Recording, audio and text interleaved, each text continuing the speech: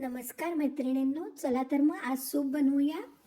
या सूप बनवण्यासाठी आपण विविध भाज्या घेतल्या आहेत आणि तसेच बाजरीचं पीठ पाण्यामध्ये थोडंसं घोळून घेतलं आहे.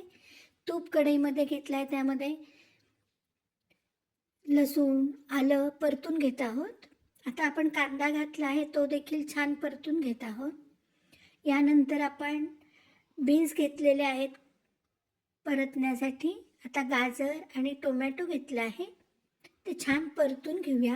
भाज्यांना स्वतःचा वेगळा असा स्वाद असतो, त्यामुळे या सूपमध्ये आपण वेगळं काही घेतलेलं नाही आहे. आता आपण ढबू मिरची आणि पात परतून घेतलं आहोत आणि यामध्ये आपण 2 कप पाणी घातलं आहे, मिरपूड घातली आहे.